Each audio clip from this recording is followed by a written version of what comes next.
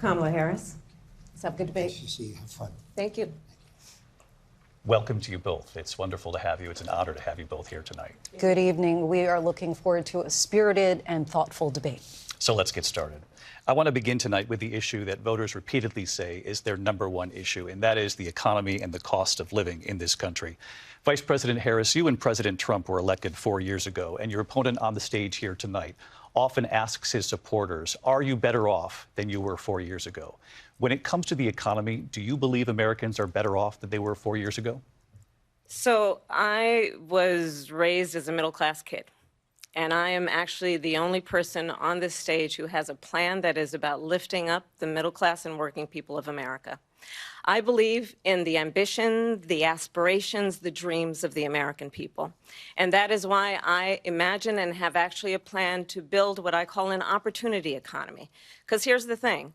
We know that we have a shortage of homes and housing, and the cost of housing is too expensive for far too many people.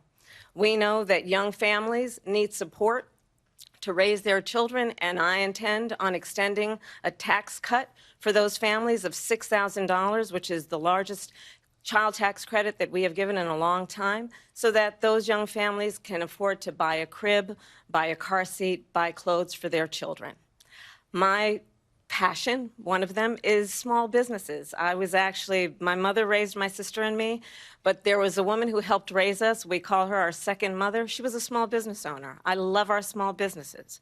My plan is to give a $50,000 tax deduction to start up small businesses, knowing they are part of the backbone of America's economy. My opponent, on the other hand, his plan is to do what he has done before, which is to provide a tax cut for billionaires and big corporations, which will result in $5 trillion to America's deficit. My opponent has a plan that I call the Trump's sales tax, which would be a 20% tax on everyday goods that you rely on to get through the month. Economists have said that Trump sales tax would actually result for middle-class families in about $4,000 more a year, because of his policies and his ideas about what should be the backs of middle-class people paying for tax cuts for billionaires. President Trump, I'll give you 2 minutes. First of all, I have no sales tax. That's an incorrect statement. She knows that. We're doing tariffs on other countries. Other countries are going to finally, after 75 years, pay us back for all that we've done for the world. And the tariff will be substantial in some cases. I took in billions and billions of dollars, as you know, from China. In fact, they never took the tariff off because it was so much money they can't. It would totally destroy everything that they've set out to do.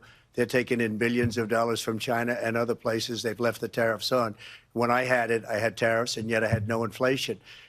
Look, we've had a terrible economy because inflation which is really known as a country buster. It breaks up countries. We have inflation like very few people have ever seen before, probably the worst in our nation's history. We were at 21%, but that's being generous because many things are 50, 60, 70, and 80% higher than they were just a few years ago. This has been a disaster for people, for the middle class, but for every class.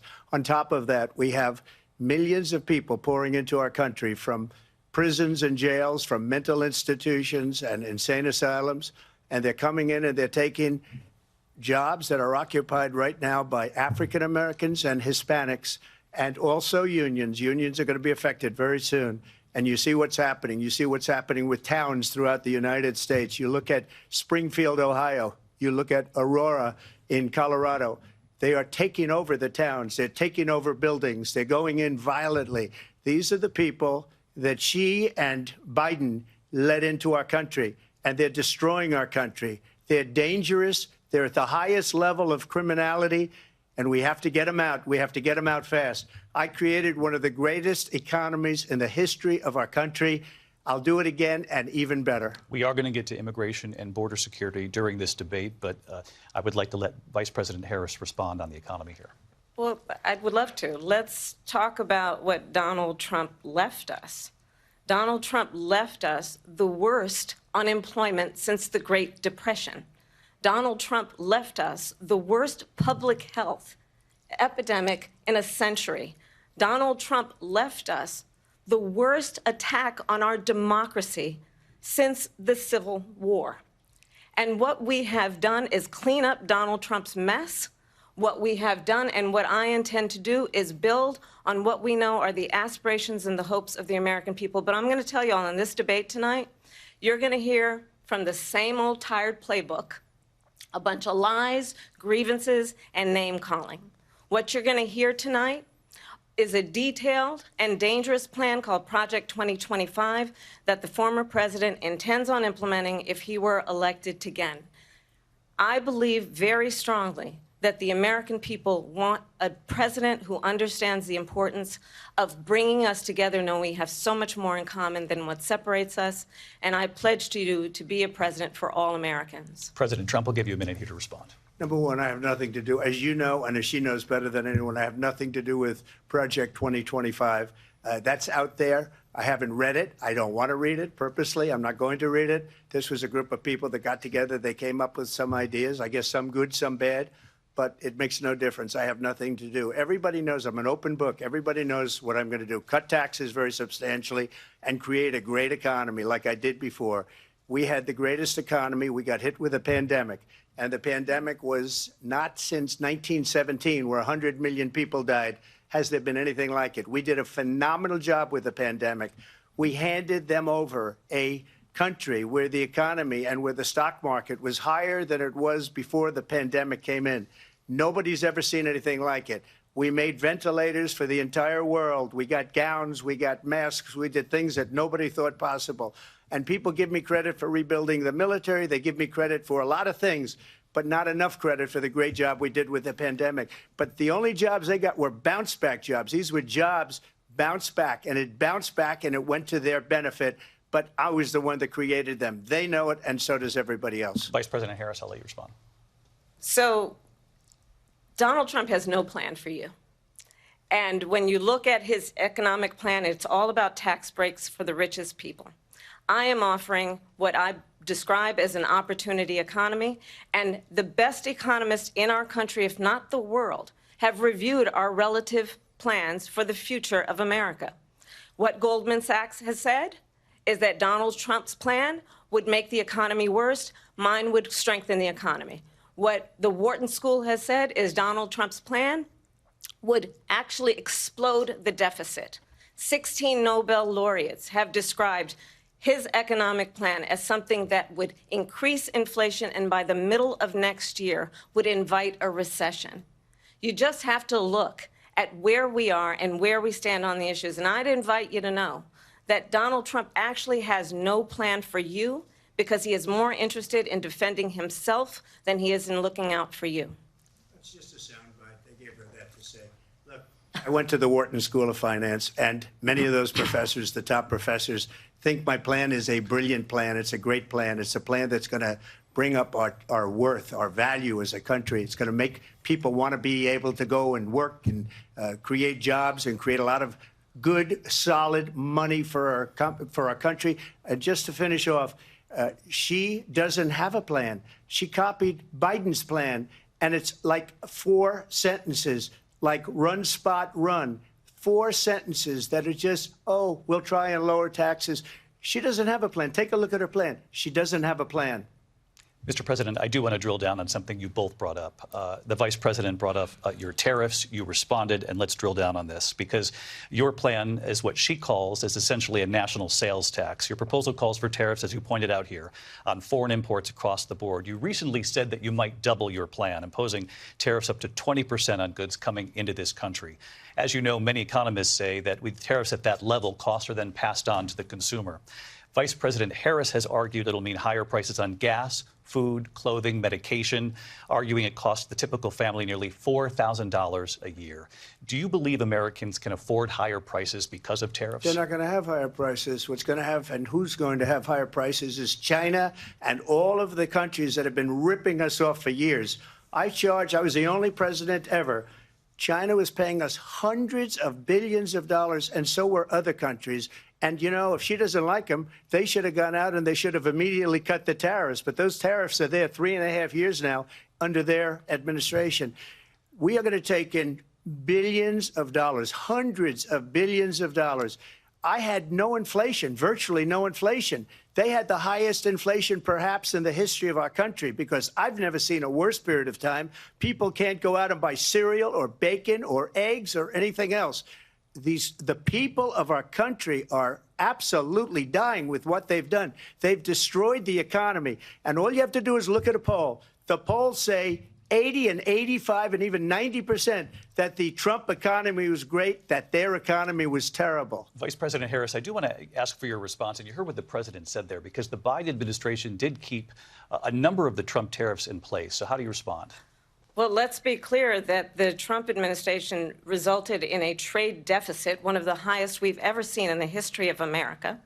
He invited trade wars. You want to talk about his deal with China? What he ended up doing is, under Donald Trump's presidency, he ended up selling American chips to China to help them improve and modernize their military, basically sold us out, when a policy about China should be in making sure the United States of America wins the competition for the 21st century, which means focusing on the details of what that requires, focusing on relationships with our allies, focusing on investing in American-based technology so that we win the race on AI, on quantum computing, focusing on what we need to do to support America's workforce so that we don't end up having, on the short end of the stick, in terms of workers' rights. But what Donald Trump did, let's talk about this, with COVID, is he actually thanked President Xi for what he did during COVID. Look at his tweet.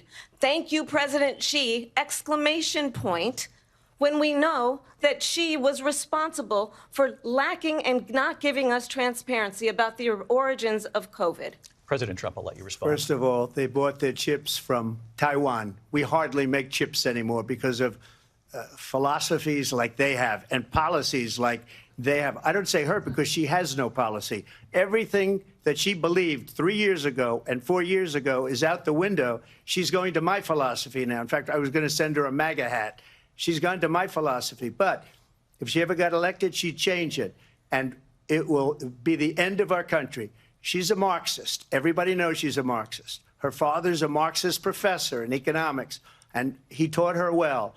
But when you look at what she's done to our country, and when you look at these millions and millions of people that are pouring into our country monthly, where it's, I believe, 21 million people, not the 15 that people say, and I think it's a lot higher than the 21. That's bigger than New York State pouring in. And just look at what they're doing to our country. They're criminals. Many of these people coming in are criminals. And that's bad for our economy, too. You know, you mentioned before, we'll talk about immigration later. Well, bad immigration is the worst thing that can happen to our economy. They have, and she has, destroyed our country with policy that's insane. Almost policy that you'd say they have to hate our country. President Trump, thank you. Lindsay? I want to turn to the issue of abortion. President Trump, you've often touted that you were able to kill Roe v. Wade.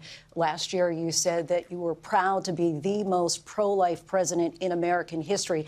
Then last month, you said that your administration would be great for women and their reproductive rights. In your home state of Florida, you surprised many with regard to your 6-week abortion ban, because you initially had said that it was too short. And you said, quote, I'm going to be voting that we need more than 6 weeks. But then the very next day, you reversed course and said you would vote to support the 6-week ban. Vice President Harris says that women shouldn't trust you on the issue of abortion because you've changed your position so many times. Therefore, why should they trust you? Well, the reason I'm doing that vote is because the plan is, as you know, the vote is, they have abortion in the 9th month. They even have, and you can look at the governor of West Virginia, the previous governor of West Virginia, not the current governor, who's doing an excellent job, but the governor before, he said the baby will be born and we will decide what to do with the baby. In other words, we'll execute the baby. And that's why I did that, because that predominates, because they're radical. The Democrats are radical in that. And her vice presidential pick, which I think was a horrible pick, by the way, for our country, because he is really out of it. But her vice presidential pick says abortion in the 9th month is absolutely fine. He also says execution after birth. It's execution, no longer abortion, because the baby is born, is okay. And that's not okay with me, hence the vote. But what I did is something for 52 years they've been trying to get Roe v. Wade into the states. And through the genius and heart and strength of 6 Supreme Court justices, we were able to do that. Now, I believe in the exceptions for rape, incest, and life of the mother. I believe strongly in it. Ronald Reagan did also. 85% of Republicans do. Exceptions. Very important. But we were able to get it, and now states are voting on it. And for the first time, you're going to see, look, this is an issue that's torn our country apart for 52 years. Every legal scholar, every Democrat, every Republican, liberal, conservative, they all wanted this issue to be brought back to the states where the people could vote. And that's what happened. Now, Ohio, the vote was somewhat liberal. Kansas, the vote was somewhat liberal, much more liberal than people would have thought. But each individual state is voting. It's the vote of the people now. It's not tied up in the federal government. I did a great service in doing it. It took courage to do it. And the Supreme Court had great courage in doing it. And I give tremendous credit to those 6 justices. There is no state in this country where it is legal to kill a baby after it's born. Madam Vice President, I want to get your response to President Trump. Well, as I said, you're going to hear a bunch of lies, and that's not actually a surprising fact. Let's understand how we got here. Donald Trump hand-selected 3 members of the United States Supreme Court with the intention that they would undo the protections of Roe v. Wade. And they did exactly as he intended. And now in over 20 states, there are Trump abortion bans, which make it criminal for a doctor or nurse to provide health care. In one state, it provides prison for life. Trump abortion bans that make no exception even for rape and incest, which understand what that means. A survivor of a crime of violation to their body does not have the right to make a decision about what happens to their body next. That is immoral. And one does not have to abandon their faith or deeply held beliefs to agree. The government, and Donald Trump certainly, should not be telling a woman what to do with her body. I have talked with women around our country. You want to talk about this is what people wanted? Pregnant women who want to carry a pregnancy to term, suffering from a miscarriage, being denied care in an emergency room because the healthcare providers are afraid they might go to jail, and she's bleeding out in a car in the parking lot. She didn't want that.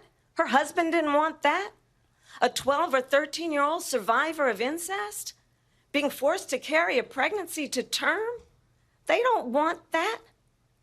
And I pledge to you, when Congress passes a bill to put back in place the protections of Roe v. Wade, as President of the United States, I will proudly sign it into law. But understand, if Donald Trump were to be reelected, he will sign a national abortion ban. Understand, in his Project 2025, there would be a national abortion, a monitor that would be monitoring your pregnancies, your miscarriages.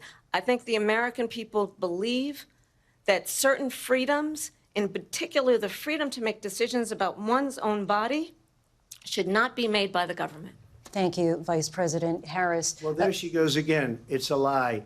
I'm not signing a ban, and there's no reason to sign a ban, because we've gotten what everybody wanted. Democrats, Republicans, and everybody else, and every legal scholar wanted it to be brought back into the states. And the states are voting. And it may take a little time, but for 52 years, this issue has torn our country apart. And they've wanted it back in the states. And I did something that nobody thought was possible. The states are now voting. What she says is an absolute lie. And as far as the abortion ban, no, I'm not in favor of abortion ban, but it doesn't matter, because this issue has now been taken over by the states. Would you veto a national abortion ban if it came Well, to I your won't desk? have to, because, again, 2 things. Number one, she said she'll go back to Congress. She'll never get the vote. It's impossible for her to get the vote, especially now with the 50-50, essentially 50-50 in both Senate and the House. She's not going to get the vote. She can't get the vote. She won't even come close to it. So it's just talk. You know what it reminds me of? When they said they're going to get student loans terminated, and it ended up being a total catastrophe. The student loans, and then her, I think probably her boss, if you call him a boss, he spends all his time on the beach. But look, her boss went out and said, we'll do it again. We'll do it a different way. And he went out, got rejected again by the Supreme Court. So all these students got taunted with this whole thing about this whole idea, and how unfair that would have been, part of the reason they lost, to the millions and millions of people that had to pay off their student loans. They didn't get it for free. But they were saying it's the same way that they talked about that they talk about abortion. But if I could just get a yes or no, because your running mate, J.D. Vance, has said that you would veto it if it did come to your desk. Well, I didn't discuss it with J.D. In all fairness, J.D.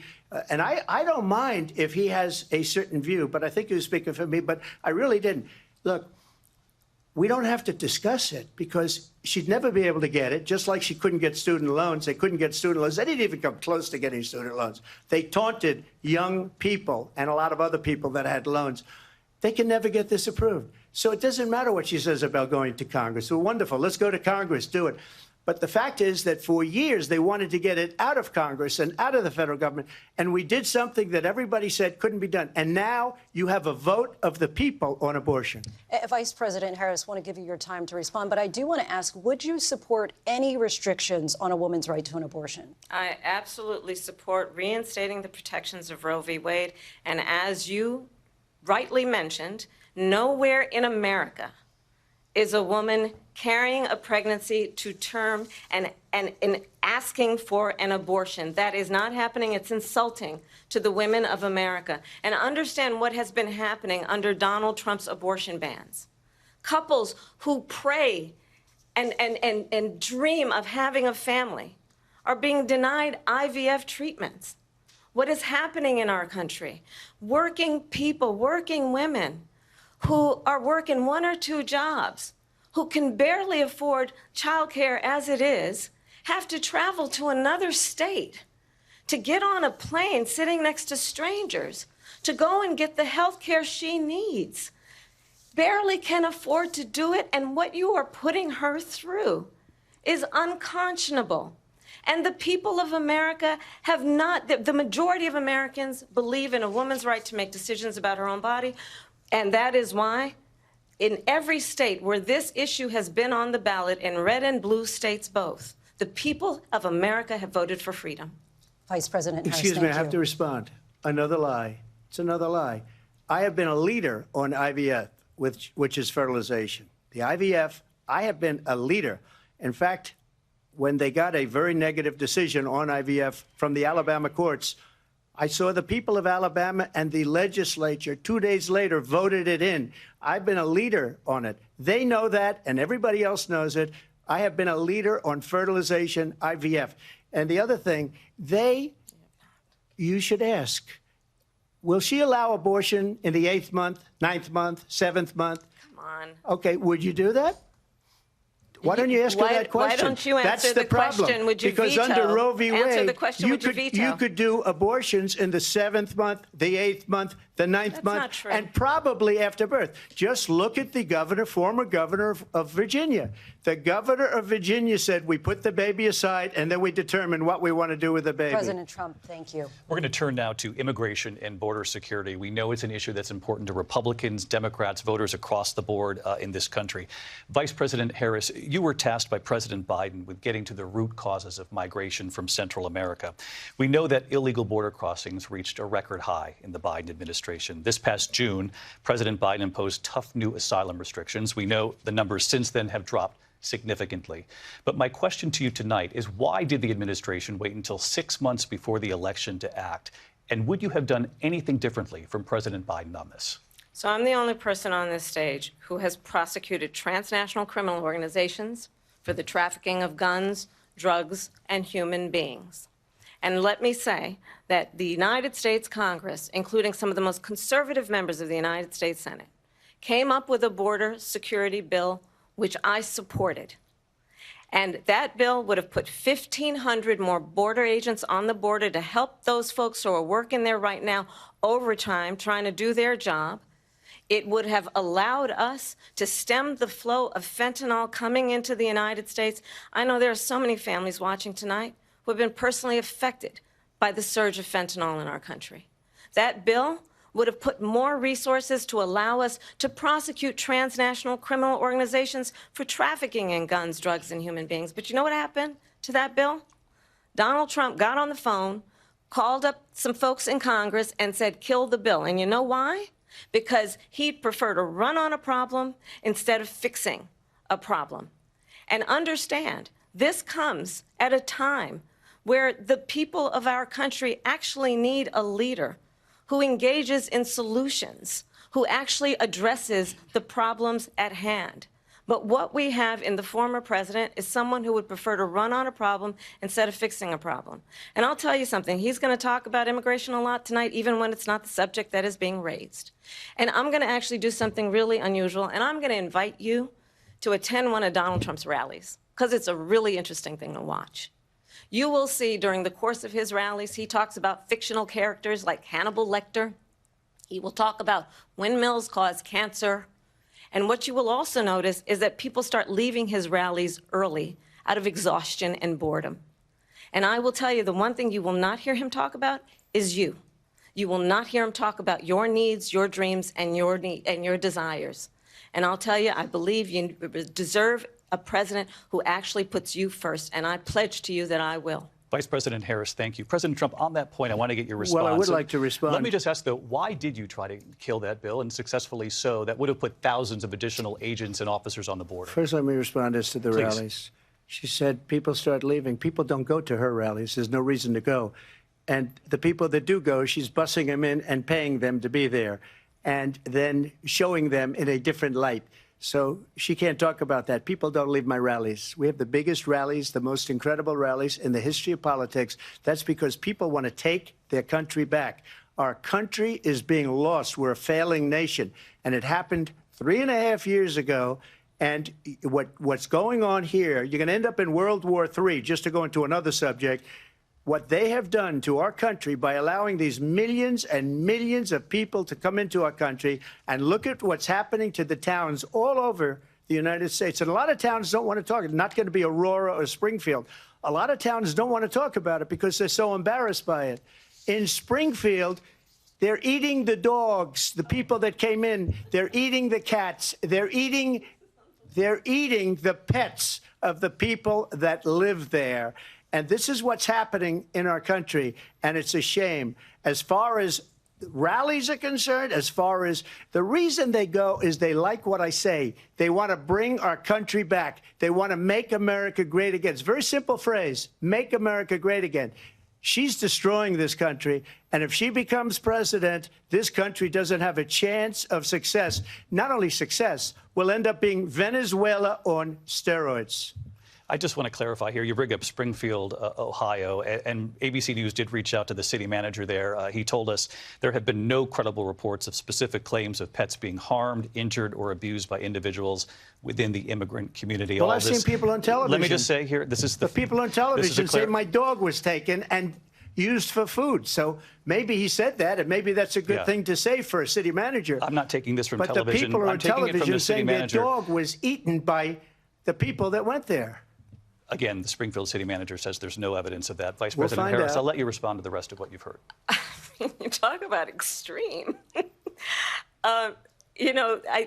This is, I think, one of the reasons why in this election, I actually have the endorsement of 200 Republicans who have formerly worked with President Bush, Mitt Romney, and John McCain, including the endorsement of former Vice President Dick Cheney and Congress member Liz Cheney.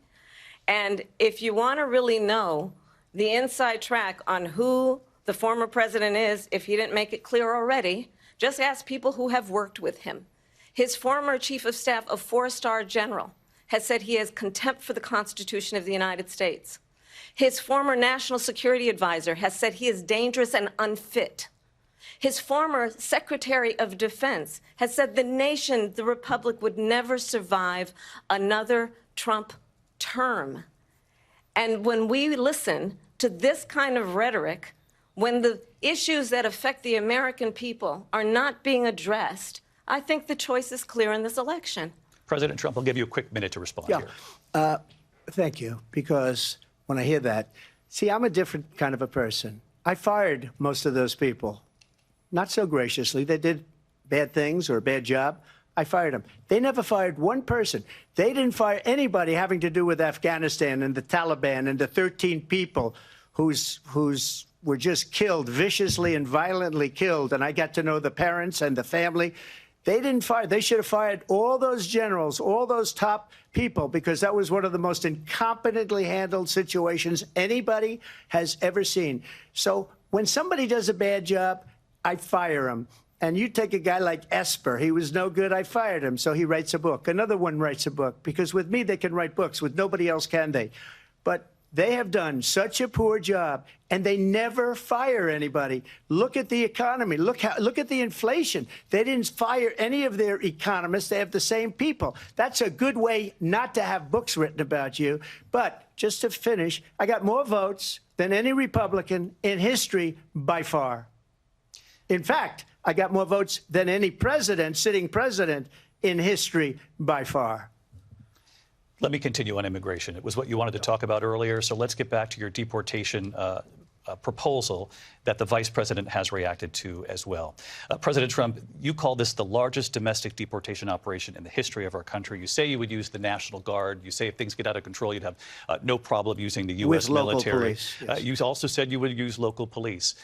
How would you deport 11 million undocumented immigrants? I know you believe that number is much higher.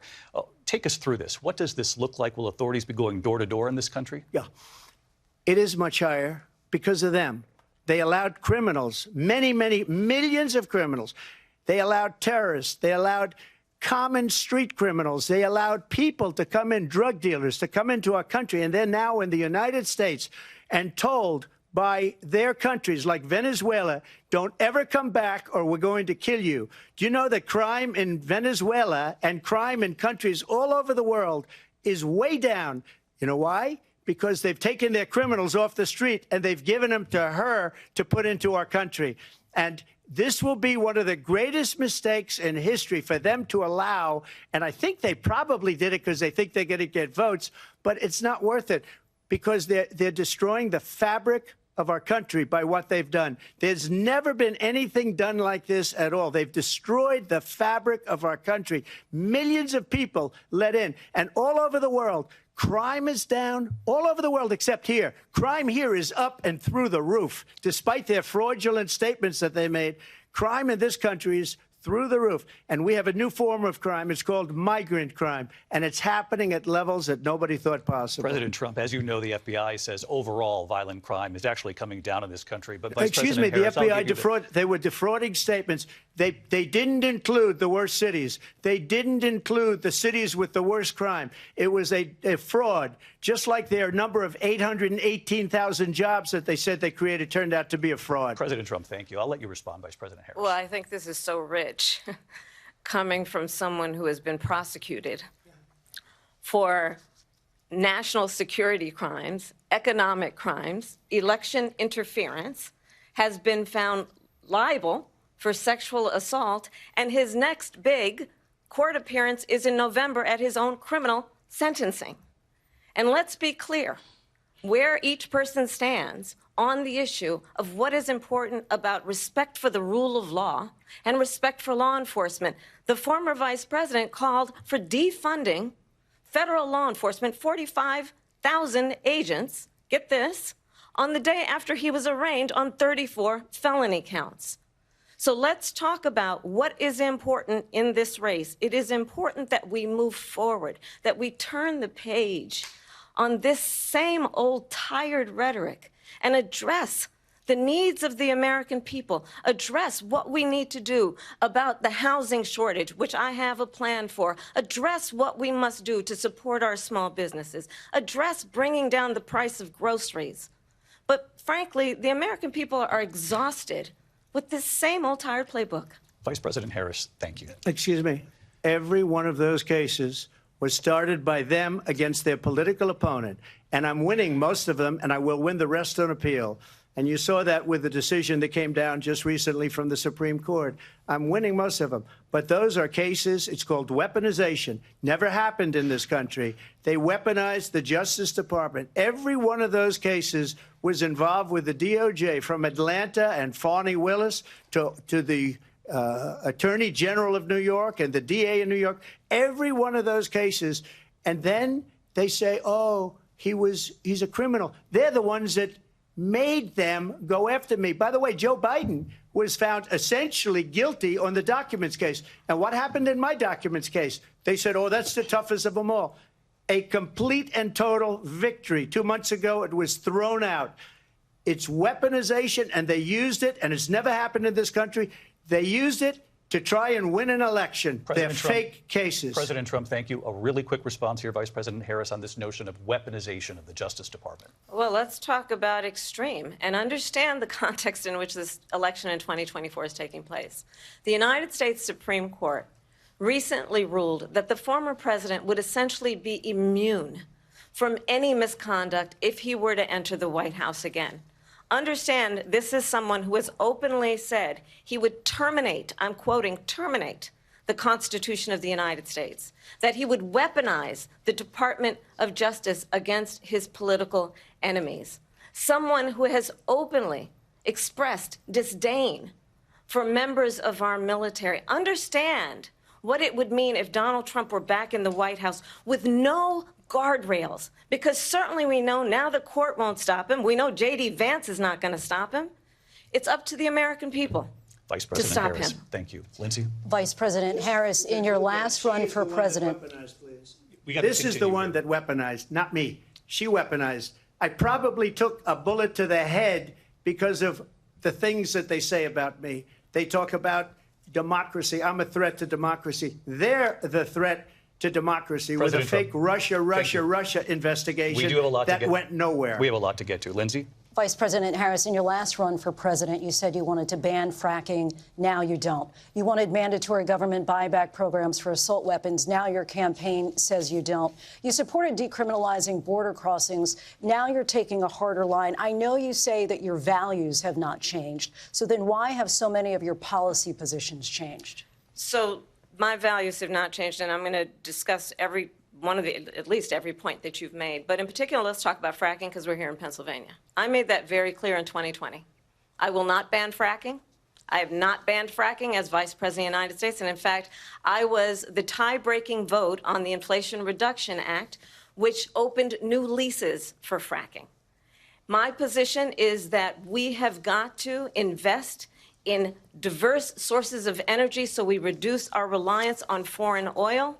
We have had the largest increase in domestic oil production in history because of an approach that recognizes that we cannot over-rely on foreign oil. As it relates to my values, let me tell you, I grew up a middle-class kid raised by a hardworking mother who worked and saved and was able to buy our first home when I was a teenager. The values I bring to the importance of home ownership, knowing not everybody got handed $400 million on a silver platter and then filed bankruptcy 6 times, is a value that I bring to my work to say we are going to work with the private sector and home builders to increase 3 million homes, increase by 3 million homes by the end of my first term. My work that is related to having a friend when I was in high school who was sexually assaulted by her stepfather. And my focus then on protecting women and children from violent crime is based on a value that is deeply grounded in the importance of standing up for those who are most vulnerable. My work that is about protecting Social Security and Medicare is based on long-standing work that I have done, protecting seniors from scams. My values have not changed. And what is important is that there is a president who actually brings values and a perspective that is about lifting people up and not beating people down and name-calling. The true measure of the leader is the leader who actually understands the strength is not in beating people down, it's in lifting people up. I intend to be that president. President Trump, your Well, response? first of all, I wasn't given $400 million. I wish I was. My father was a Brooklyn builder, Brooklyn, Queens, and a great father, and I learned a lot from him. But I was given a fraction of that, a tiny fraction, and I built it into many, many billions of dollars, many, many billions. And when people see it, they are even surprised. So we don't have to talk about that. Fracking, she's been against it for 12 years.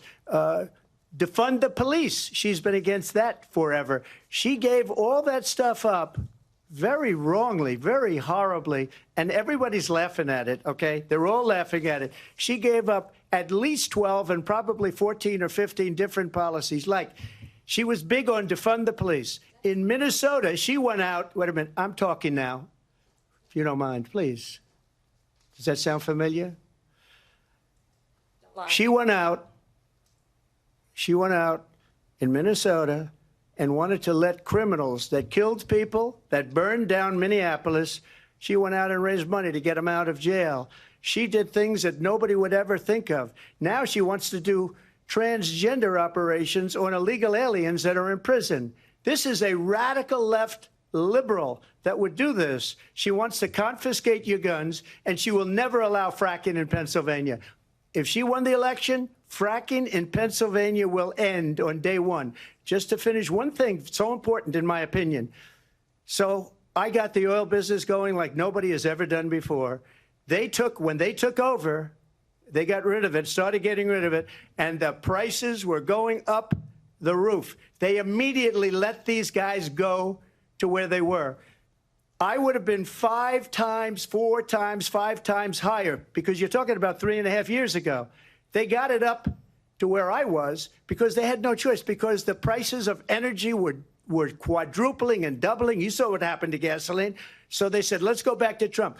But if she won the election, the day after that election, they'll go back to destroying our country, and oil will be dead, fossil fuel will be dead. We'll go back to windmills, and we'll go back to solar, where they need a whole desert to get some energy to come out. You ever see a solar plant? By the way, I'm a big fan of solar, but they take 400, 500 acres of desert President soil. Trump, we have a These lot are of not good issues things that we for the have to get environment, to. as We're she out of time. understands. Thank you. Lindsay, thank you. We have an election in just 56 days. And I want to talk about the peaceful transfer of power, which, of course, we all know is a cornerstone of our democracy, and the role of a president in a moment of crisis. Mr. President, on January 6th, you told your supporters to march to the Capitol. You said you would be right there with them. The country and the world saw what played out at the Capitol that day, the officers coming under attack. Aides in the West Wing say you watched it unfold on television off the Oval Office. You did send out tweets, but it was more than 2 hours before you sent out that video message telling your supporters to go home. Is there anything you regret about what you did on that day? You just said a thing that isn't covered. Peacefully and patriotically, I said during my speech, not later on. Peacefully and patriotically. And nobody on the other side was killed. Ashley Babbitt was shot by an out-of-control police officer that should have never, ever shot her. It's a disgrace. But we didn't do this group of people that have been treated so badly. I ask, what about all the people that are pouring into our country and killing people that she allowed to pour in? She was the border czar. Remember that. She was the border czar. She doesn't want to be called the border czar because she's embarrassed by the border. In fact, she said at the beginning, oh, I'm surprised you're not talking about the border yet. That's because she knows what a bad job they've done. What about those people? When are they going to be prosecuted? When are these people from countries all over the world, not just South America? They're coming in from all over the world, David, all over the world. And crime rates are down all over the world because of it. But let me just when ask are those, David, when are those people going to be prosecuted? When are the people that burned down Minneapolis going to be prosecuted? Or in Seattle? They went into Seattle. They took over a big percentage of the city of Seattle. When are those people going to be prosecuted? But let me just ask you. You might ask her that question. You were the president. You were watching it unfold on television. It's a very simple question as we move forward toward another election. Is there anything you regret about what you did on that day? Yes or no? I had nothing to do with that other than they asked me to make a speech. I showed up for a speech. I said, I think it's going to be big. I went to Nancy Pelosi and the mayor of Washington, D.C., and the mayor put it back in writing, as you know.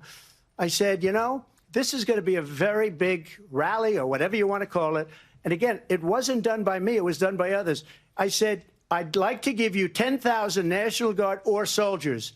They rejected me. Nancy Pelosi rejected me. It was just 2 weeks ago. Her daughter has a tape of her saying she is fully responsible for what happened. They want to get rid of that tape. It would have never happened if Nancy Pelosi and the mayor of Washington did their jobs. I wasn't responsible for security. Nancy Pelosi was responsible. She didn't do her job. The question was about you as president, not about former Speaker Pelosi. But I do want Vice President Harris to respond here. I was at the Capitol on January 6th. I was the vice president-elect. I was also an acting senator. I was there. And on that day, the President of the United States incited a violent mob to attack our nation's capital, to desecrate our nation's capital. On that day, 140 law enforcement officers were injured, and some died. And understand, the former president has been indicted and impeached for exactly that reason. But this is not an isolated situation. Let's remember Charlottesville, where there was a mob of people carrying tiki torches, spewing anti-Semitic hate. And what did the president then at the time say? There were fine people on each side. Let's remember that when it came to the Proud Boys, a militia, the president said, the former president said, stand back and stand by. So for everyone watching who remembers what January 6th was, I say we don't have to go back. Let's not go back. We're not going back. It's time to turn the page. And if that was a bridge too far for you, well, there is a place in our campaign for you to stand for country, to stand for our democracy, to stand for rule of law, and to end the chaos, and to end the approach that is about attacking the foundations of our democracy because you don't like the outcome. And be clear on that point. Donald Trump, the candidate, has said in this election there will be a bloodbath if this and the outcome of this election is not to his liking. Let's turn the page on this. Let's not go back. Let's chart a course for the future and not go backwards to the past. Let me just follow up here. It was a different term, and it was a term that related to energy because they have destroyed our energy business. That was where bloodbath was. Also, on Charlottesville, that story has been, as you would say, debunked. Laura Ingraham, Sean Hannity, Jesse, all of these people, they covered it. If they go an extra sentence, they will see it was perfect. It was debunked in almost every newspaper, but they still bring it up, just like they bring 2025 up. They bring all of this stuff up. I ask you this. You talk about the Capitol. Why are we allowing these millions of people to come through on the southern border? How come she's not doing anything? And I'll tell you what I would do, and I would be very proud to do it. I would say we would both leave this debate right now. I'd like to see her go down to Washington, D.C. during this debate because we're wasting a lot of time. Go down to, because she's been so bad, it's so ridiculous. Go down to Washington, D.C. and let her sign a bill to close up the border because they have the right to do it. They don't need bills. They have the right to do it. The President of the United States, you'll get him out of bed. You'll wake him up at 4 o'clock in the afternoon. You'll say, come on down to the office. Let's sign a bill. If he signs a bill that the border is closed, all he has to do is say it to the Border Patrol, who are phenomenal. If they do that, the border is closed. Mr. Those President, people are killing many people, unlike J6. We talked immigration here tonight. I do want to focus on this next issue to both of you because it really brings us this into focus, truth in these times that we're living in. Mr. President, for 3.5 years after you lost the 2020 election, you repeatedly falsely claimed that you won, many times saying you won in a landslide. In the past couple of weeks leading up to this debate, you have said, quote, you lost by a whisker, that you, quote, didn't quite make it, that you came up a little bit short. I said that? Are you now acknowledging that you lost in 2020? No, I don't acknowledge that at all. But I you said did that say sarcastically. You know that. It was said, oh, we lost by a whisker. That was said sarcastically. Look, there's so much proof. All you have to do is look at it. And they should have sent it back to the legislatures for approval. I got almost 75 million votes, the most votes any sitting president has ever gotten. I was told if I got 63, which was what I got in 2016, you can't be beaten. The election, people should never be thinking about an election as fraudulent. We need two things. We need walls, and we have to have it. We have to have borders, and we have to have good elections. Our elections are bad. And a lot of these illegal immigrants coming in, they're trying to get them to vote. They can't even speak English. They don't even know what country they're in practically. And these people are trying to get them to vote. And that's why they're allowing them to come into our country. I did watch all of these pieces of video. I didn't detect the sarcasm, lost by a whisker. We didn't quite make it. And we should just point out here as clarification, and you know this, you and your allies, 60 cases in front of many judges, many of them No Republican. judge looked at it. And said they there was said no we didn't have widespread fraud. standing. That's the other thing. They said we didn't have standing, a technicality. Can you imagine a system where a person in an election doesn't have standing? The president of the United States doesn't have standing. That's how we lost. If you look at the facts, and I'd love to have you'll do a special on it.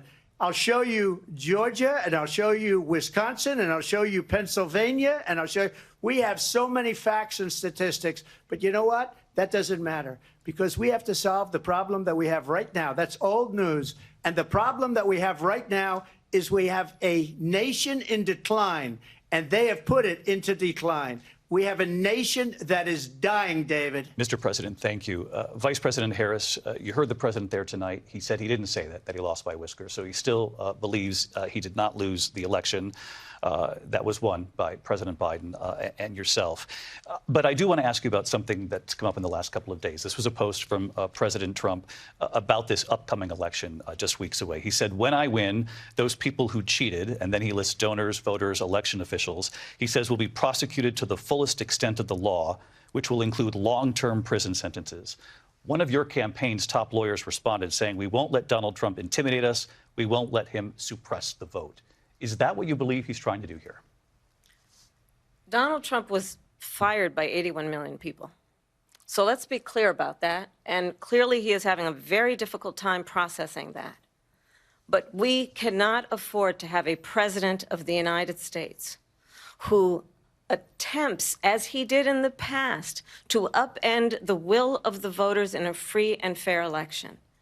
And I'm going to tell you that I have traveled the world as Vice President of the United States, and world leaders are laughing at Donald Trump. I have talked with military leaders, some of whom worked with you, and they say you're a disgrace.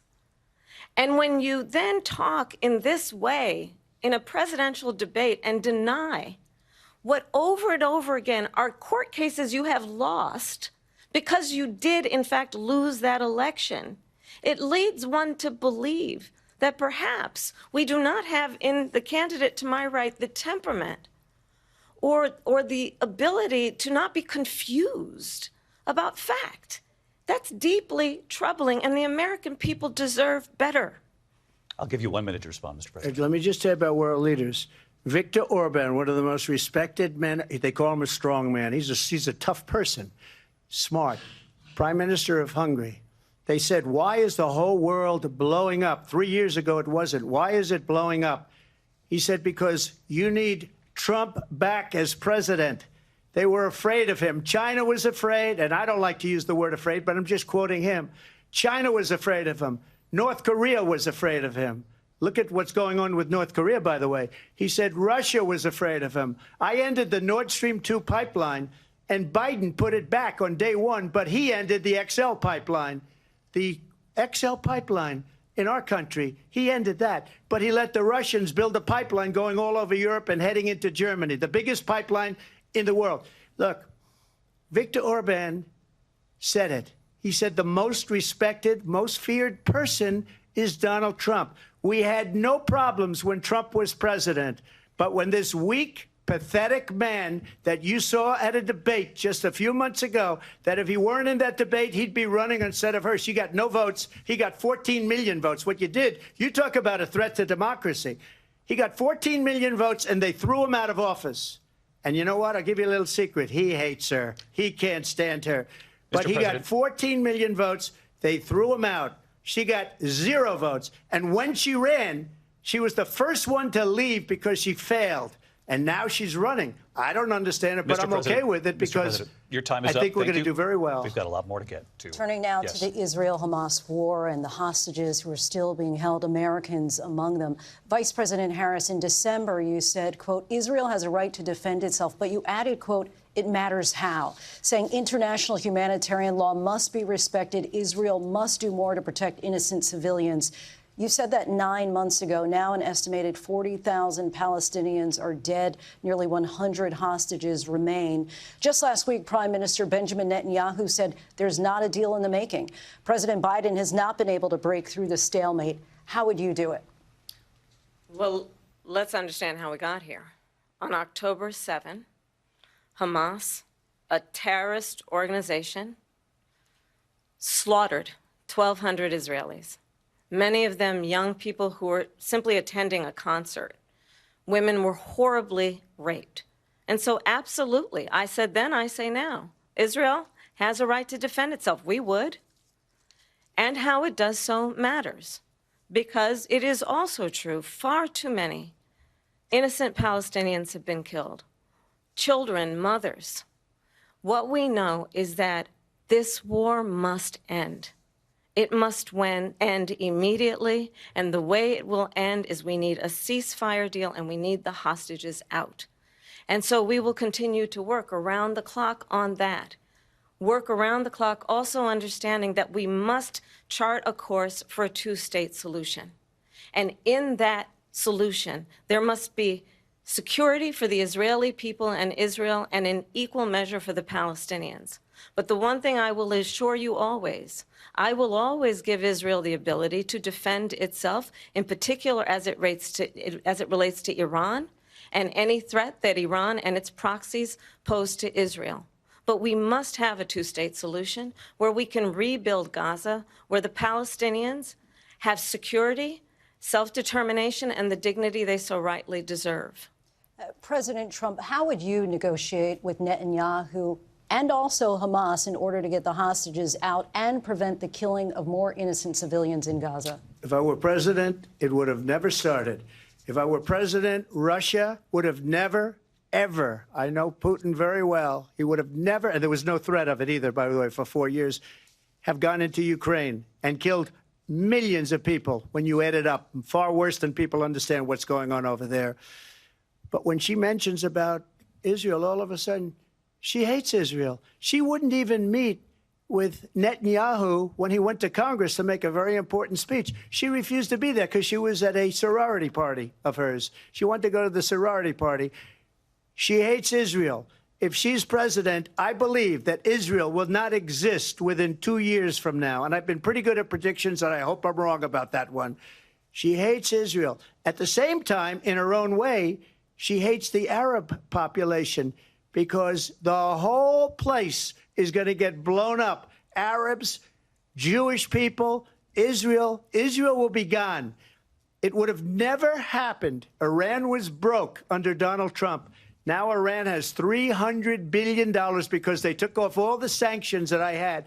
Iran had no money for Hamas or Hezbollah or any of the 28 different spheres of terror. And they are spheres of terror, horrible terror. They had no money. It was a big story, and you know it. You covered it very well, actually. They had no money for terror. They were broke. Now they're a rich nation, and now what they're doing is they're spreading that money around. Look at what's happening with the Houthis and Yemen. Look at what's going on in the Middle East. This would have never happened. I will get that settled and fast, and I'll get the war with Ukraine and Russia ended. If I'm president-elect, I'll get it done before even becoming president. Vice President Harris, he says you hate Israel. That's absolutely not true. I have my entire career and life supported Israel and the Israeli people. He knows that. He's trying to, again, divide and distract from the reality, which is it is very well known that Donald Trump is weak and wrong on national security and foreign policy. It is well known that he admires dictators, wants to be a dictator on day one, according to himself. It is well known that he said of Putin that he can do whatever the hell he wants and go into Ukraine. It is well known that he said when Russia went into Ukraine, it was brilliant. It is well known he exchanged love letters with Kim Jong-un. And it is absolutely well known that these dictators and autocrats are rooting for you to be president again because they're so clear. They can manipulate you with flattery and favors. And that is why so many military leaders who you have worked with have told me you are a disgrace. That is why we understand that we have to have a president who is not consistently weak and wrong on Vice national President security, Harris. including the importance of upholding and respecting in highest regard our military. Vice President Harris, thank you. They're the ones, and she's the one that caused it. that's weak on national security by allowing every nation last month for the year, 168 different countries sending people into our country. Their crime rates are way down. Putin endorsed her last week, said, I hope she wins. And I think he meant it, because what he's gotten away with is absolutely incredible. It wouldn't have happened with me. The leaders of other countries think that they're weak and incompetent, and they are. They're grossly incompetent. And I just ask one question. Why does Biden go in and kill the Keystone Pipeline and approve the single biggest deal that Russia's ever made, Nord Stream 2, the biggest pipeline anywhere in the world going to Germany and all over Europe? Because they're weak and they're ineffective. And Biden, by the way, President gets paid Trump, a lot of money. Thank you. We have a lot of issues to get to. We'll be right back with much more of this historic ABC News presidential debate from the National Constitution Center right here in Philadelphia. Back in a moment.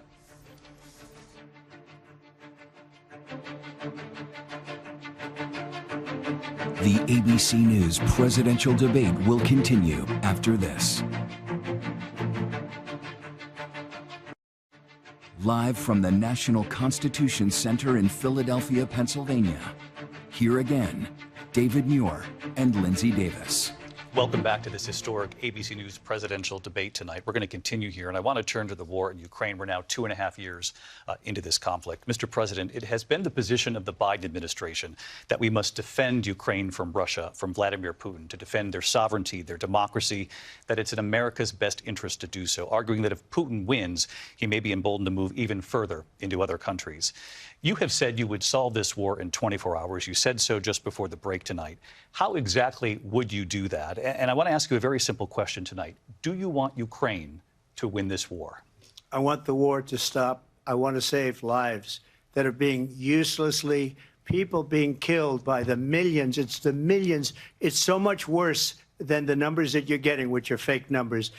Look, we're in for 250 billion or more, because they don't ask Europe, which is a much bigger beneficiary to getting this thing done than we are. They're in for $150 billion less because Biden and you don't have the courage to ask Europe like I did with NATO. They paid billions and billions, hundreds of billions of dollars when I said, either you pay up or we're not going to protect you anymore. So that's maybe one of the reasons they don't like me as much as they like weak people. But you take a look at what's happening. We're in for 250 to 275 billion. They're into 100 to 150. They should be forced to equalize. With that being said, I want to get the war settled. I know Zelensky very well, and I know Putin very well. I have a good relationship, and they respect your president, okay? They respect me. They don't respect Biden. How would you respect him? Why? For what reason?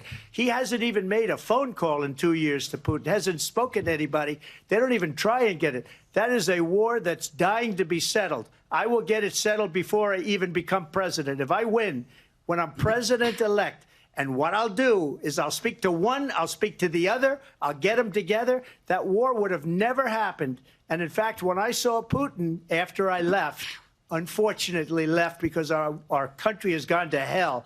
But after I left, when I saw him building up soldiers, he did it after I left, I said, oh, he must be negotiating. It must be a good, strong point of negotiation.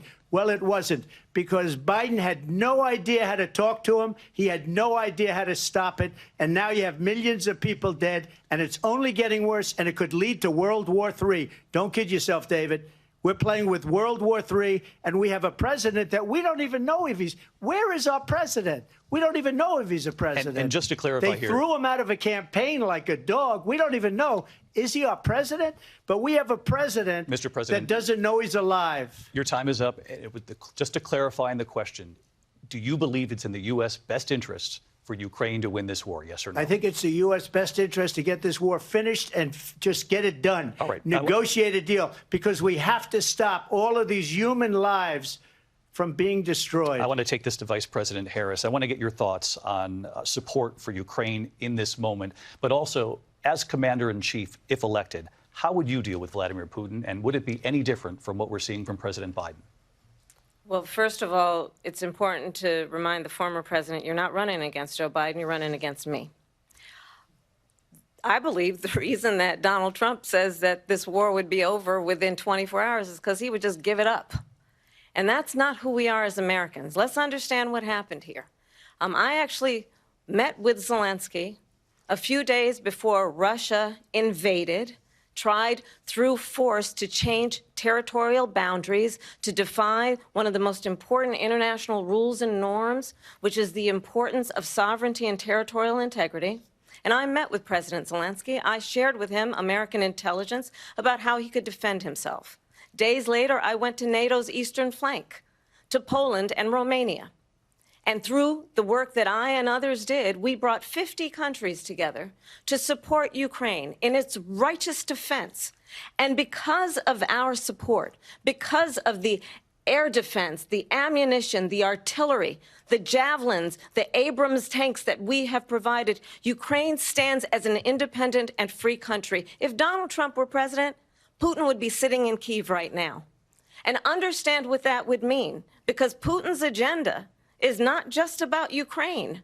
Understand why the European allies and our NATO allies are so thankful that you are no longer president, and that we understand the importance of the greatest military alliance the world has ever known, which is NATO, and what we have done to preserve the ability of Zelensky and the Ukrainians to fight for their independence. Otherwise, Putin would be sitting in Kyiv with his eyes on the rest of Europe, starting with Poland. And why don't you tell the 800,000 Polish Americans right here in Pennsylvania how quickly you would give up for the sake of favor and what you think is a friendship with what is known to be a dictator who would eat you for lunch. Vice President Harris, thank you. We've heard from both of you on Ukraine tonight. Afghanistan came up in the last hour. I wanted her to respond to something you said earlier, and please, I'll give you a minute here. Putin would be sitting in Moscow, and he wouldn't have lost 300,000 men and women, but he would have been sitting in Moscow. Quiet, please. He would have been sitting in Moscow much happier than he is right now. But eventually, you know, he's got a thing that other people don't have. He's got nuclear weapons. They don't ever talk about that. He's got nuclear weapons. Nobody ever thinks about that. And eventually, maybe he'll use them, and maybe he hasn't been that threatening, but he does have that. Something we don't even like to talk about. Nobody likes to talk about it. But just so you understand, they sent her to negotiate peace before this war started. 3 days later, he went in and he started the war because everything they said was weak and stupid. They said the wrong things. That war should have never started. She was the emissary. They sent her in to negotiate with Zelensky and Putin, and she did. And the war started 3 days later. And that's the kind of talent we have with her. She's worse than Biden. In my opinion, I think he's the worst president in the history of our country. She goes down as the worst vice president in the history of our country. But let me tell you something. She is a horrible negotiator. They sent her in to negotiate. As soon as they left, Putin did the invasion. President Trump, thank you. You did bring up something. You said she went to negotiate with Vladimir Putin. Vice President Harris, have you ever met Vladimir Putin? Can you clarify tonight? Yet again, I said it at the beginning of this debate, you're going to hear a bunch of lies coming from this fellow. And that is another one. When I went to meet with President Zelensky, I've now met with him over 5 times.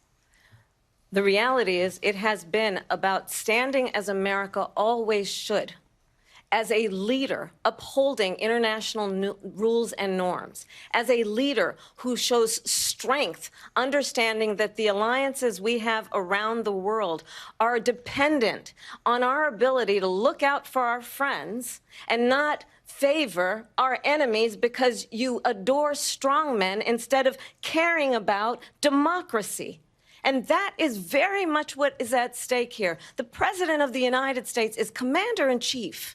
And the American people have a right to rely on a president who understands the significance of America's role and responsibility in terms of ensuring that there is stability and ensuring we stand up for our principles and not sell them for the benefit of personal flattery. We've talked about Ukraine and Vladimir Putin. I do want to talk about Afghanistan. It came up in the first hour of this debate. I want to move on to Afghanistan. Stoltenberg said Trump did the most amazing thing I've ever seen. He got these countries, the 28 countries at the time, to pay up. He said, I've never seen, he's the head of NATO. He said, I've never seen, for years, we were paying almost all of NATO. We were being ripped off by European nations, both on trade and on NATO. I got them to pay up by saying one of the statements you made before, if you don't pay, we're not going to protect you. President Otherwise, Trump. we would have never gotten it. He said it was one of the most incredible jobs that he's ever seen done. Thank you. I want to turn to Afghanistan. It came up in the first hour of the debate, and we witnessed a poignant moment today on Capitol Hill, honoring the soldiers who died in the chaotic withdrawal from Afghanistan. I do want to ask the Vice President, do you believe you bear any responsibility in the way that withdrawal played out? Well, I will tell you, I agreed with President Biden's decision to pull out of Afghanistan. 4 presidents said they would, and Joe Biden did. And as a result, America's taxpayers are not paying the $300 million a day we were paying for that endless war. And as of today, there is not one member of the United States military who is in active duty in a combat zone in any war zone around the world, the first time this century. But let's understand how we got to where we are. Donald Trump, when he was president, negotiated one of the weakest deals you can imagine. He calls himself a deal maker. Even his national security advisor said it was a weak, terrible deal. And here's how it went down. He bypassed the Afghan government. He negotiated directly with a terrorist organization called the Taliban. The negotiation involved the Taliban getting 5,000 Taliban terrorists released. And get this, and the president at the time invited the Taliban to Camp David, a place of storied significance for us as Americans, a place where we honor the importance of American diplomacy, where we invite and receive respected world leaders. And this former president, as president, invited them to Camp David because he does not, again, appreciate the role and responsibility of the President of the United States to be commander-in-chief with a level of respect. And this gets back to the point of how he has consistently disparaged and demeaned members of our military, fallen soldiers, and the work that we must do to uphold the strength and the respect of the United States of America around the world. Vice President Harris, thank you. President Trump, your response to her saying that you began the negotiations with the Taliban. So if you take a look at that period of time, the Taliban was killing our soldiers, a lot of them, with snipers. And I got involved with the Taliban because the Taliban was doing the killing. That's the fighting force within Afghanistan. They don't bother doing that because, you know, they deal with the wrong people all the time. But I got involved. And Abdul is the head of the Taliban. He is still the head of the Taliban. And I told Abdul, don't do it anymore. You do it anymore, you're going to have problems. And he said, why do you send me a picture of my house? I said, you're going to have to figure that out, Abdul. And for 18 months, we had nobody killed. We did have an agreement negotiated by Mike Pompeo. It was a very good agreement. The reason it was good, it was we were getting out. We would have been out faster than them, but we wouldn't have lost the soldiers. We wouldn't have left many Americans behind, and we wouldn't have left $85 billion worth of brand new, beautiful military equipment behind. And just to finish, they blew it. The agreement said you have to do this, and they didn't do it. They didn't do it. The agreement was terminated by us because they didn't do what they were supposed to do. I want to move on. And these people did the worst withdrawal and, in my opinion, the most embarrassing moment in the history of our country. And by the way, that's why Russia attacked Ukraine, because they saw how incompetent she and her boss are. President Trump, thank you. I want to move on now to race and politics in this country. Mr. President, you recently said of Vice President Harris, quote, I didn't know she was black until a number of years ago when she happened to turn black, and now she wants to be known as black. I want to ask a bigger picture question here tonight. Why do you believe it's appropriate to weigh in on the racial identity of your opponent? I don't, and I don't care. I don't care what she is. I don't care. You make a big deal out of something. I couldn't care less. Whatever she wants to be is okay with me. But those were your words, so I'm asking. I don't know. I mean, all I can say is I read where she was not black, that she put out, and I'll say that. And then I read that she was black, and that's okay. Either one was okay with me. That's up to her. That's up to her. Vice President Harris, your thoughts on this? I think honestly, I think it's a tragedy that we have someone who wants to be president who has consistently, over the course of his career, attempted to use race to divide the American people. You know, I do believe that the vast majority of us know that we have so much more in common than what separates us, and we don't want this kind of approach that is just constantly trying to divide us, and especially by race. And let's remember how Donald Trump started. He was he owned buildings, and he was investigated because he refused to rent property to black families. Let's remember, this is the same individual who took out a full-page ad in the New York Times calling for the execution of 5 young black and Latino boys who were innocent, the Central Park 5. Took out a full-page ad calling for their execution. This is the same individual who spread birther lies about the first black president of the United States. And I think the American people want better than that, want better than this, want someone who understands, as I do, I travel our country. We see in each other a friend. We see in each other a neighbor. We don't want a leader who is constantly trying to have Americans point their fingers at each other. I meet with people all the time who tell me, can we please just have discourse about how we're going to invest in the aspirations and the ambitions and the dreams of the American people? Knowing that regardless of people's color or the language their grandmother speaks, we all have the same dreams and aspirations and want a president who invests in those, not in hate and division. Vice President Harris, thank you. Lindsay? President Trump, this is now your 3rd time. This is the most divisive presidency in the history of our country. There's never been anything like it. They're destroying our country, and they come up with things like what she just said. Going back many, many years, when a lot of people, including Mayor Bloomberg, agreed with me on the Central Park 5, they admitted, they said, they pled guilty. And I said, well, if they pled guilty, they badly hurt a person, killed a person ultimately.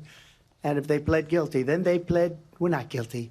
But this is a person that has to stretch back years, 40, 50 years ago, because there's nothing now. I built one of the greatest economies in the history of the world, and I'm going to build it again. It's going to be bigger, better, and stronger. But they're destroying our economy. They have no idea what a good economy is. Their oil policies, every single policy. And remember this, she is Biden. You know, she's trying to get away from Biden. I don't know the gentleman, she says. She is Biden. The worst inflation we've ever had, a horrible economy because inflation has made it so bad, and she can't get away with that. Thank you. Your time is up, Lindsay. I want to respond to that, though. I want to just respond briefly. Clearly, I am not Joe Biden, and I am certainly not Donald Trump.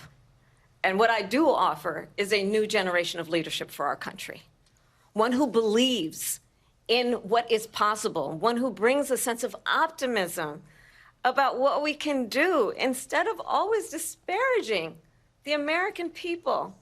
I believe in what we can do to strengthen our small businesses, which is why I have a plan. Let's talk about our plans and let's compare the plans. I have a plan to give startup businesses $50,000 tax deduction, to pursue their ambitions, their innovation, their ideas, their hard work. I have a plan, $6,000 for young families for the first year of your child's life to help you in that most critical stage of your child's development. I have a plan that is about allowing people to be able to pursue what has been fleeting in terms of the American dream by offering a help with down payment of $25,000 down payment assistance for first-time home buyers. That's the kind of conversation, I believe, David, that people really want tonight, as opposed to a conversation that is constantly about belittling and name-calling let's turn the page Vice President and move Harris, forward. thank you. Let's turn to policy. President Let's Trump, turn back we to have policy. to move on. President Trump. Let's turn to policy, She please. has a plan to defund the police. She has a plan to confiscate everybody's gun. President Trump, she we has do a have to plan move to on to not other allow issues. fracking in Pennsylvania or anywhere else. Okay. Thank you, That's Mr. what her President. plan is until just recently. I just need Lindsay, to go ahead. respond President because Trump, the President former Trump. president has said No, I'm something sorry. twice that I need to respond No, to. I'm sorry. We're going to move on, Vice President one time Harris. to what he President has said Trump, this multiple is times. now your Yes. third time running for president. You have long vowed to repeal and replace the Affordable Care Act, also known as Obamacare. You have failed to accomplish that. You now say you're going to keep Obamacare, quote, unless we can do something much better. Last month, you said, quote, we're working on it. So tonight, 9 years after you first started running, do you have a plan, and can you tell us what it is? Obamacare was lousy health care, always was. It's not very good today. And what I said, that if we come up with something, and we are working on things, we're going to do it and we're going to replace it. But remember this, I inherited Obamacare because Democrats wouldn't change it. They wouldn't vote for it. They were unanimous. They wouldn't vote to change it. If they would have done that, we would have had a much better plan than Obamacare. But the Democrats came up. They wouldn't vote for it. I had a choice to make when I was president. Do I save it and make it as good as it can be, never going to be great, or do I let it rot? And I felt I had an obligation, even though politically it would have been good to just let it rot and let it go away. I decided, and I told my people, the top people, and they're very good people. I have a lot of good people in that administration. We read about the bad ones. We had some real bad ones, too, and so do they. They have really bad ones. The difference is they don't get rid of them. But let me just explain. I had a choice to make. Do I save it and make it as good as it can be, or do I let it rot? And I saved it. I did the right thing. But it's still never going to be great, and it's too expensive for people. And what we will do is we're looking at different plans. If we can come up with a plan that's going to cost our people, our population, less money and be better health care than Obamacare, then I would absolutely do it. But until then, I'd run it as good as it can be run. So just a yes or no, you still do not have a plan? I have concepts of a plan. I'm not president right now. But if we come up with something, I would only change it if we come up with something that's better and less expensive. And there are concepts and options we have to do that. And you'll be hearing about it in the not-too-distant future. Vice President Harris, in 2017, you supported Bernie Sanders' proposal to do away with private insurance and create a government-run health care system. 2 years later, you proposed a plan that included a private insurance option. What is your plan today? Well, first of all, I absolutely support, and over the last 4 years as vice president, private health care options. But what we need to do is maintain and grow the Affordable Care Act. But I'll get to that, Lindsay. I just need to respond to a previous point that the former president has made. I've made very clear my position on fracking. And then this business about taking everyone's guns away. Tim Walz and I are both gun owners. We're not taking anybody's guns away. So stop with the continuous lying about this stuff. As it relates to the Affordable Care Act, understand, just look at the history to know where people stand. When Donald Trump was president, 60 times he tried to get rid of the Affordable Care Act. 60 times. I was a senator at the time when I will never forget the early morning hours when it was up for a vote in the United States Senate. And the late, great John McCain, who you have disparaged as being, you don't like him, you said, at the time because he got caught. He was an American hero. The late, great John McCain, I will never forget that night, walked onto the Senate floor and said, no, you don't. No, you don't. No, you don't get rid of the Affordable Care Act. You have no plan. And what the Affordable Care Act has done is eliminate the ability of insurance companies to deny people with pre-existing conditions. I don't have to tell the people watching tonight, you remember what that was like? Remember when an insurance company could deny if a child had asthma, if someone was a breast cancer survivor, if a grandparent had diabetes? And thankfully, as I've been vice president, and we, over the last 4 years, have strengthened the Affordable Care Act, we have allowed, for the first time, Medicare to negotiate drug prices on behalf of you, the American people. Donald Trump said he was going to allow Medicare to negotiate drug prices. He never did. We did.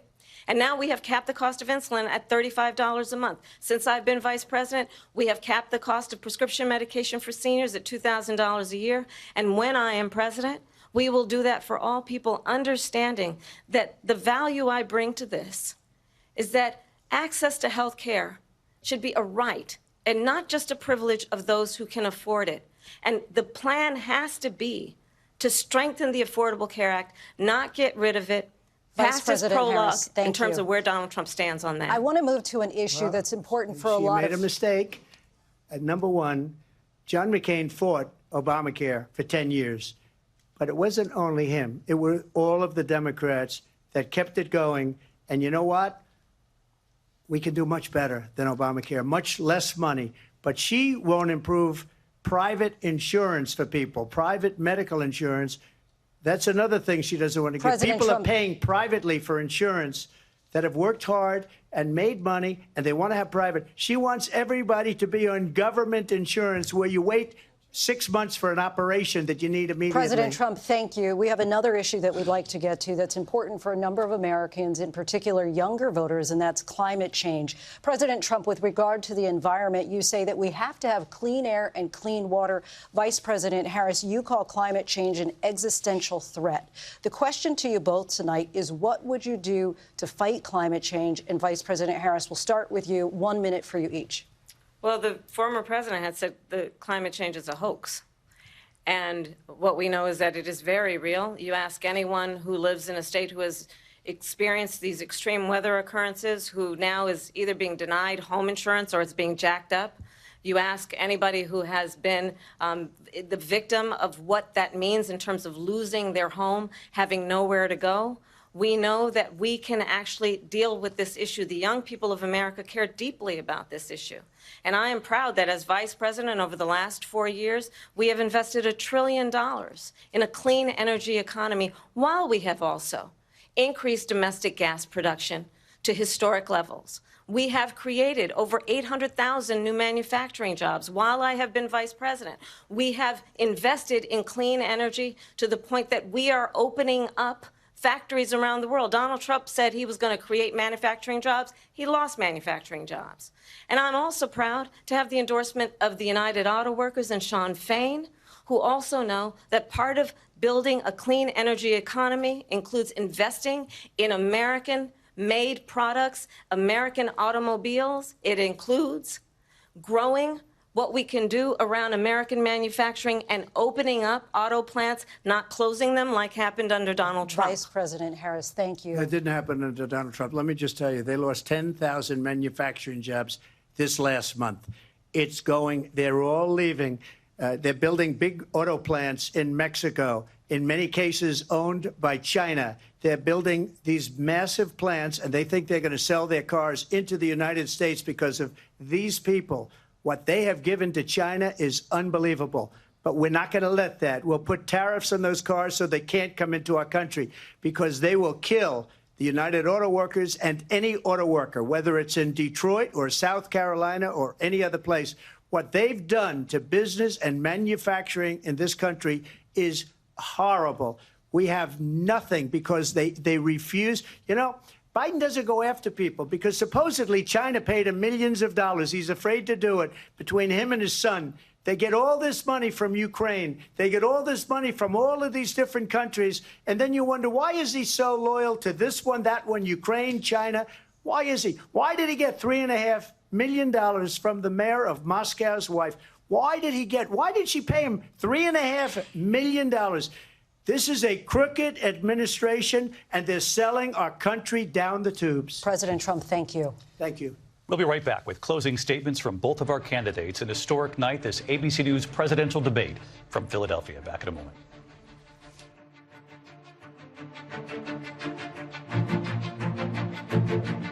The ABC News presidential debate will continue after this. National Constitution Center in Philadelphia, Pennsylvania.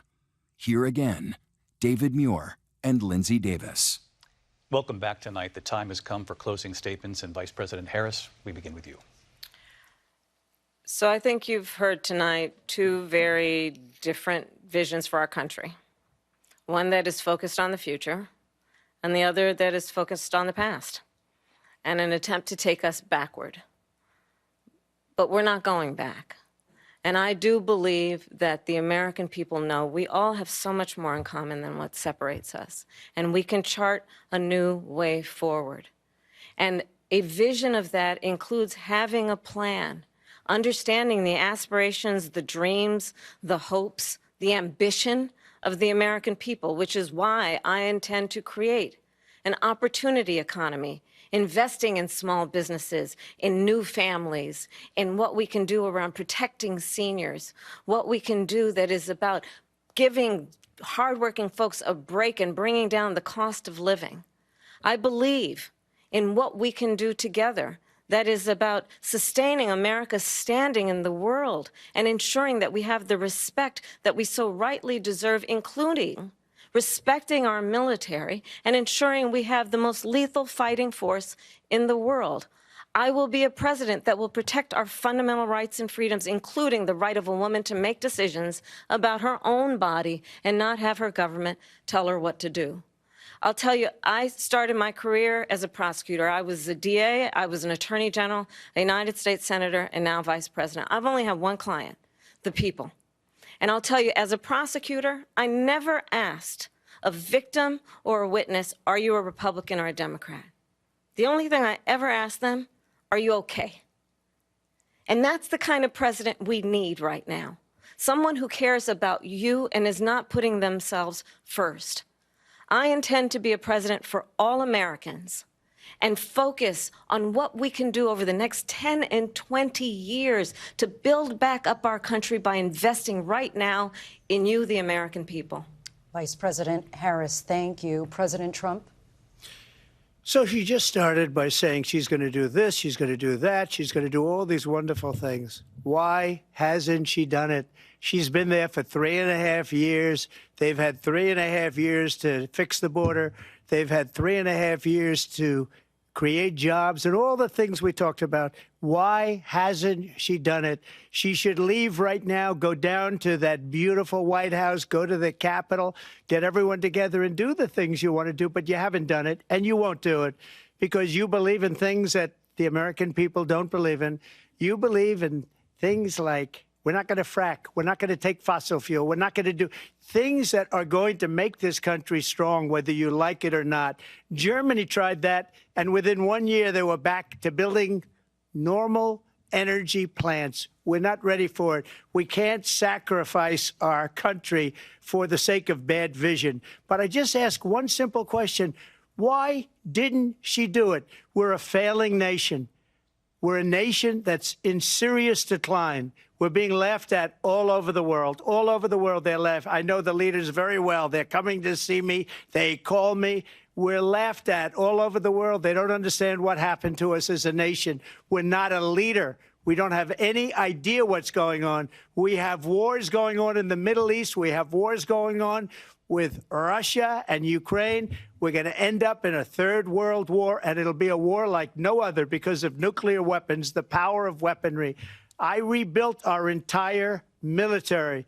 She gave a lot of it away to the Taliban. She gave it to Afghanistan. What these people have done to our country, and maybe toughest of all, is allowing millions of people to come into our country. Many of them are criminals, and they're destroying our country. The worst president, the worst vice president in the history of our country. President Trump, thank you. And that is our ABC News presidential debate from here in Philadelphia at the National Constitution Center. I'm Lindsay Davis. And I'm David Muir. Thank you for watching here in the U.S. and all over the world, and from all of us here at ABC News. Good night.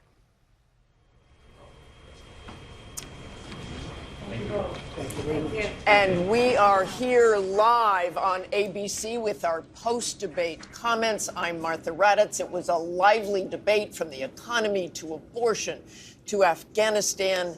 They had it all.